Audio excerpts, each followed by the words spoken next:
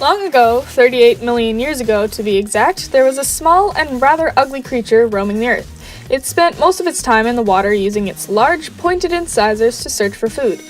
Now, it is important to remember here that small is a relative term. The animal was large enough to be immune to any aquatic predators, such as the shark or crocodile.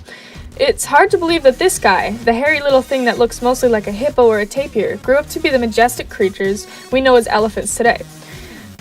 As you probably know, scientists today seem to have many more questions than they do answers, especially about evolution.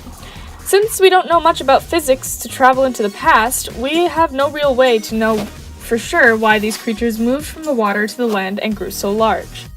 Let's follow the story of a single Mothorium, or the first known ancestor of the elephant. Let's call her Martha.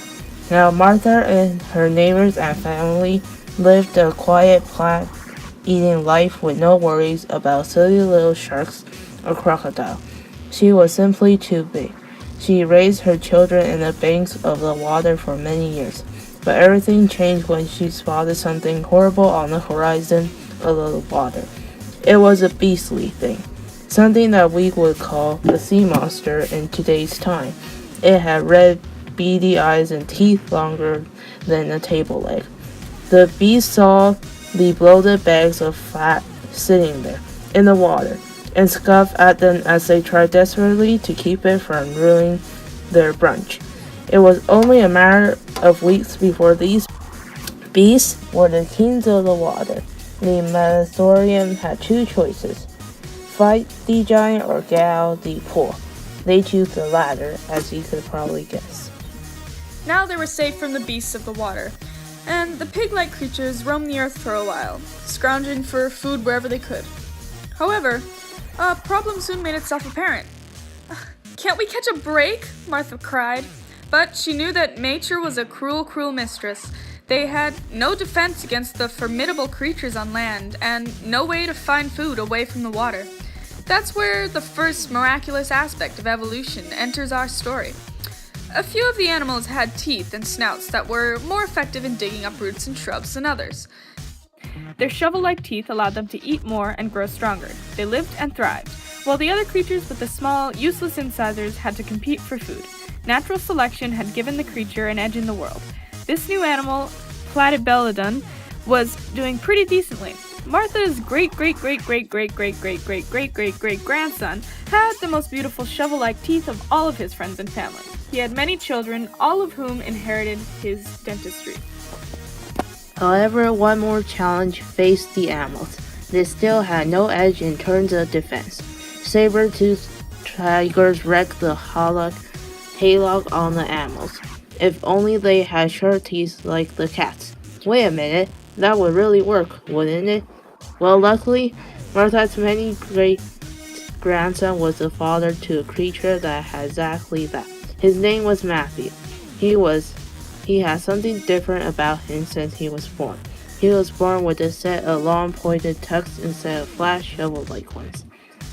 One might have thought that these tusks would have prevented feeding, if not for one very special detail in the change. While incisors detect from the mouth and grew pointed to the sides, the long snout that was characteristic to the animal remained and hang in between the tusks. This new appendage could grab branches and bring them into Matthew's mouth. With this new feeding advantage over the other creatures, Matthew grew big and strong. He had no problem finding a wife and having many children with her, about half of whom had his strong traits.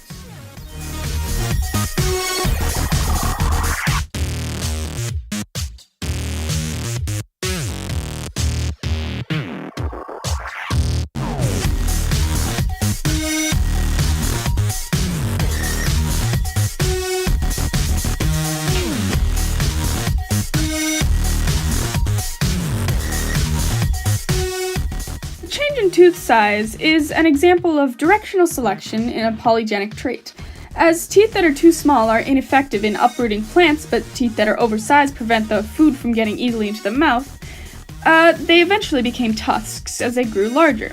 As time progressed, the teeth grew too large for the mouth and grew outward as tusks. This worked as a defense mechanism, giving the animals with tusks an advantage over those with smaller teeth. This is a polygenic trait. The allele frequency in the gene pool changed over time due to natural selection. This is known as, you guessed it, evolution.